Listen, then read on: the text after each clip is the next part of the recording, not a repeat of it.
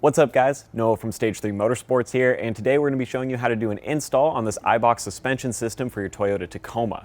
Now we're doing ours on a 2018 truck specifically, but the install steps are going to be the same for pretty much any package of any truck from this generation, so let's get right into it.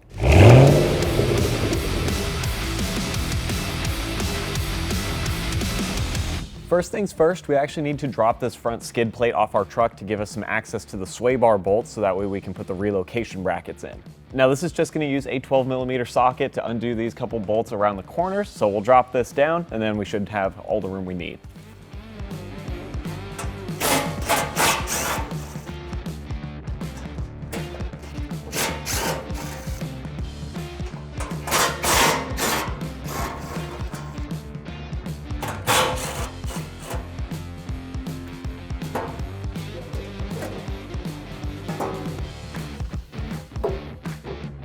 With the skid plate out of the way, there's going to be two bolts here that you'll need a 14mm socket to undo. That's going to drop the sway bar down, and I recommend doing the same thing on the other side so you can do these both at once instead of going and doing the other side later. It just makes it easier to move.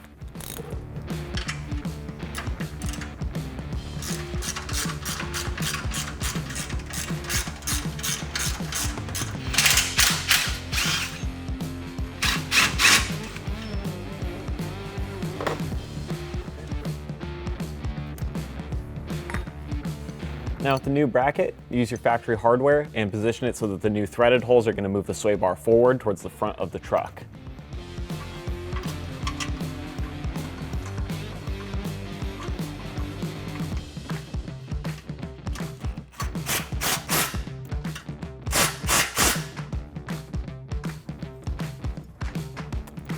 Now use the new hardware with a washer and then a 17mm socket to attach the sway bar to the bracket.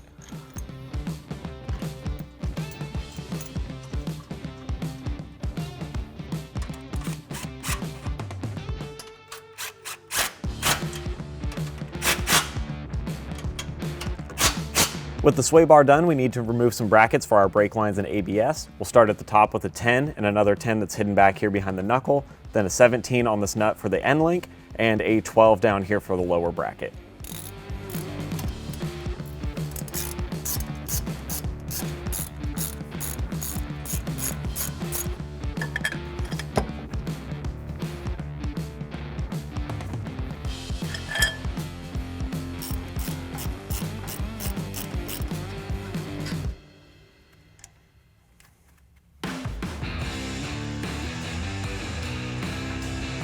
With all the screws you removed, it's nice sometimes to go back and put these back in the place where you got them, just so you don't lose them or forget where they went.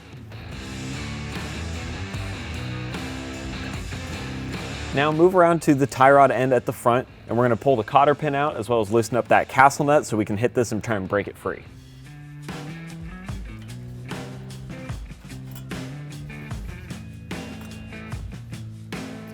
You're going to want to use a 19mm socket here to run on the castle nut, and then you may need to use an extra breaker bar or something to get the leverage that you need to actually loosen this.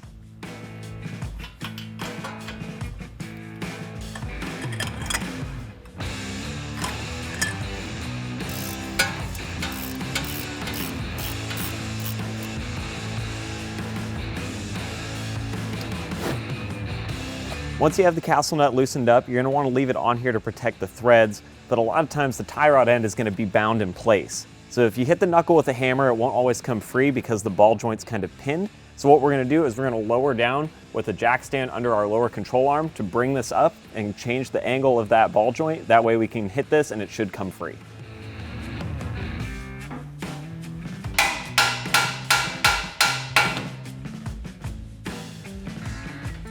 There we go.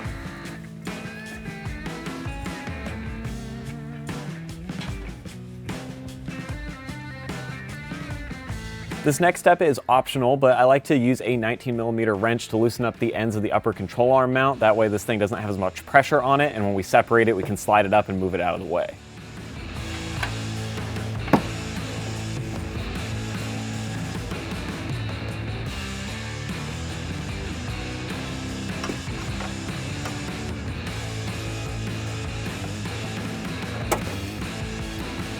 Moving down to the actual ball joint for our upper control arm, we're going to remove this safety clip that's going through the castle nut. Then use a 19mm socket with a ratchet to loosen this up. And once again, you may need some sort of breaker bar with you or something to get a little bit more leverage to get this free.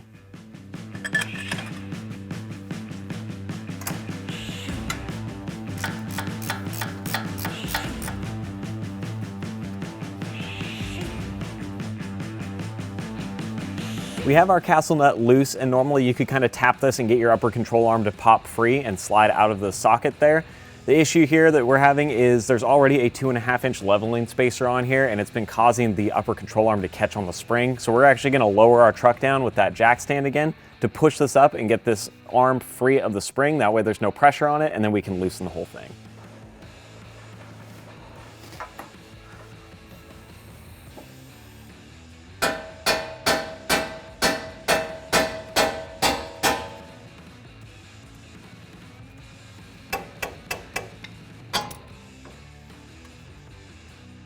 We've got our lower control arm resting on a jack stand now, and obviously the upper is free to where we can move it up and down.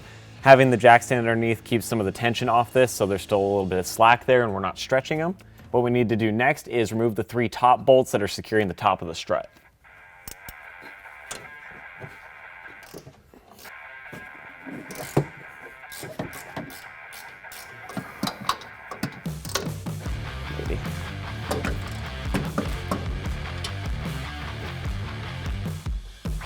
The 3 top nuts are all off. This is going to be a 19mm, so we'll break this one free and then we can work on getting the strut out.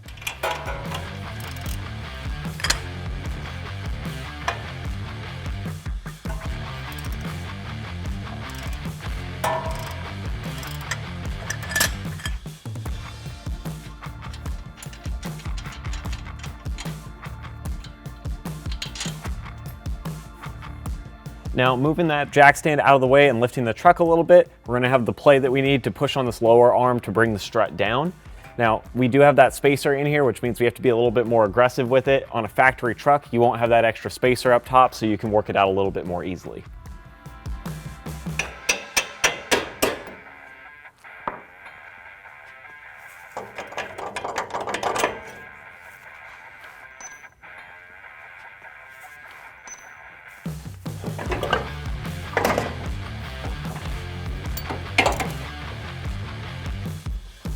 With the factory strut out of the truck, we're going to need to remove this spacer off the top, and then you're going to be reusing the top mount that's actually holding the spring onto this, and that's going to swap to the new Eibach system. Now, we're also going to be using Eibach springs with that, but what that means is we're going to need to use a spring compressor to basically take the tension off, remove all this, and swap the new stuff on.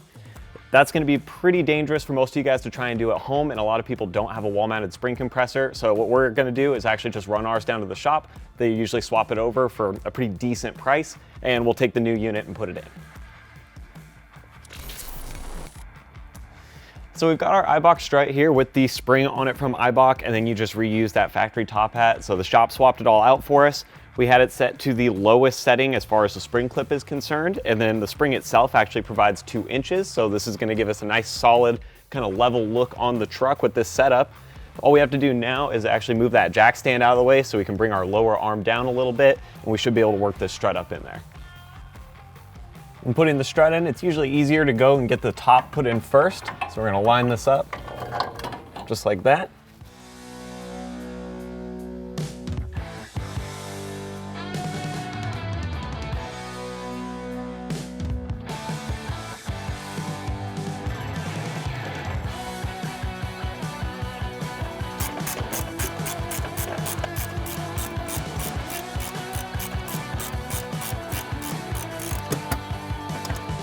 I left the top 3 nuts a little bit loose, and we'll go back and tighten those in a minute, but as you can see at the bottom here, this thing is clocked at an angle to where it's not going to perfectly line up with the mount. This happens a lot of times with some of these leveled struts. All you have to do is take some sort of bar or even the handle of your ratchet, and you can actually twist this separately and get it straightened out. So now it's angled just the right way, and that's not going to screw with the shock or anything. It's just rotating this lower mount.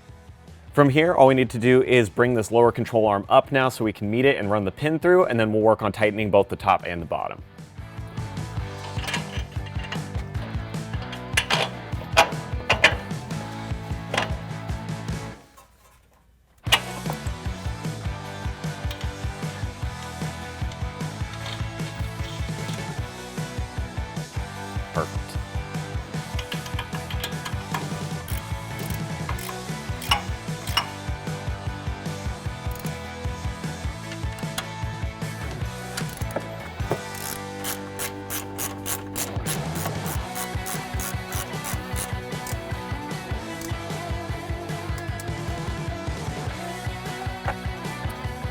Okay, there we go. And obviously as you're going through, you'll want to go back and retorque this stuff all to factory specs. I usually wait towards the end and look up the specs and do it then. You can also do it as you're reassembling. Now we're going to need to bring the knuckle back up to our upper control arm and reseat the ball joint through it to hold everything together. But because that strut we pulled out had a spacer on it, we had to pull it far enough that it kind of unseated the axle. So getting it back in isn't too tricky if you reach that point. Just as you're giving it pressure here, you may need to rotate it and kind of slot this in. So we're going to work it back into where it splines into place, and then we can move this up.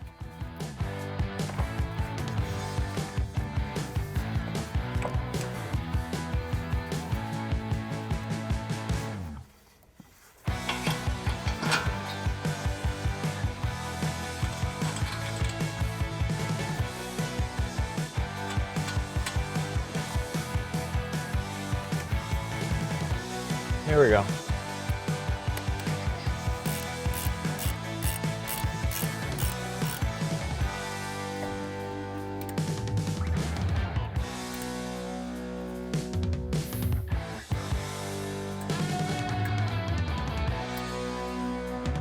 Now we're going to go ahead and reattach our sway bar to the knuckle. So I'll pull the nut off here, and then you're going to want to make sure that you obviously do this on both sides, because I have the other end loose now, so that way we could move the sway bar, but since everything is installed, all we have to do is get this slotted through.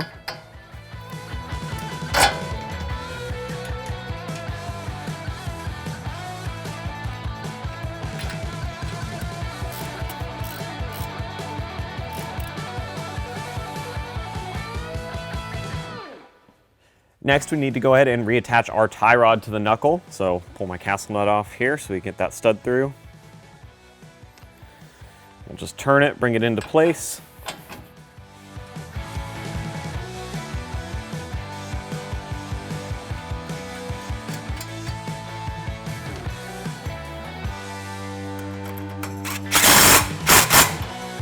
One thing to note here is that when you're reattaching this, you want to use a brand new cotter pin and not the old one that's on there. It's just better for safety because those old cotter pins wear out.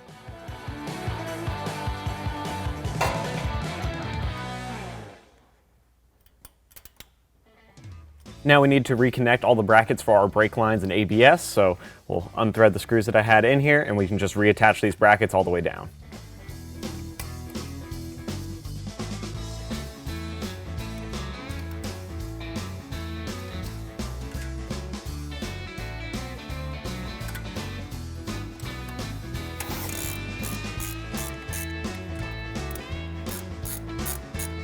One other thing you don't want to forget here is that if you did that optional step of loosening up the mounts for the upper control arm, you're going to want to go back and tighten those a few turns just so they're locked in.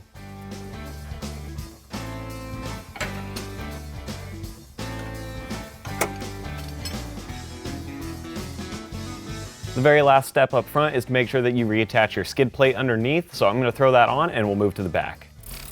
The rear shocks for this system aren't too hard to swap, and you actually don't even technically need to take the wheel off. We just pulled it off for better visibility. But we're going to start by using this 14mm wrench and a vice grip to break the top free, and once we get this loose, we can take the bottom out and kind of wiggle the shock, and that'll give us a bit more ability to get a ratchet on here and loosen it the rest of the way to pull the whole thing out.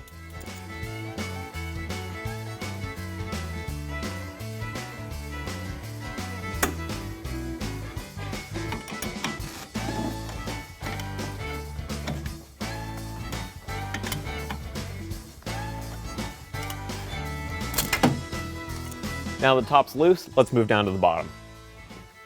We're going to use a 17mm socket and a 17mm wrench to just break this free, and we can pull the whole bolt out from the center.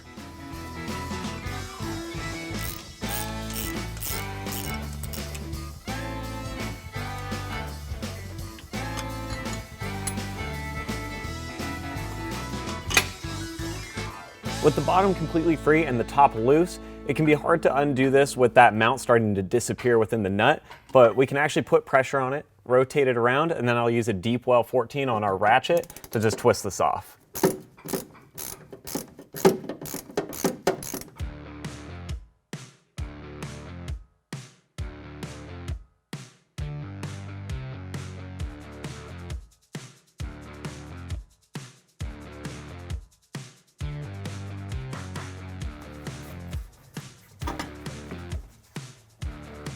So So for the new Eibach shock, you're just gonna pull off this top bushing and little washer on there.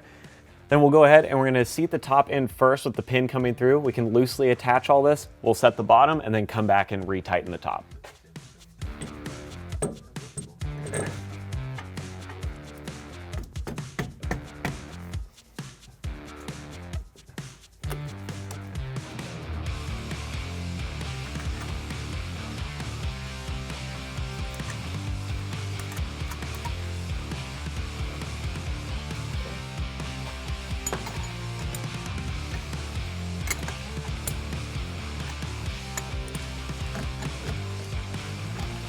Okay, there we go.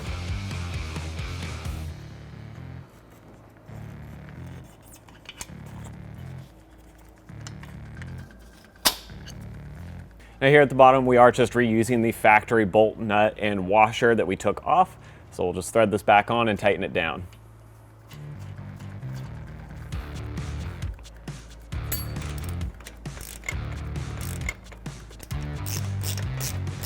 With the bottom all the way locked in, we'll finish tightening down the top here and we should be good to go.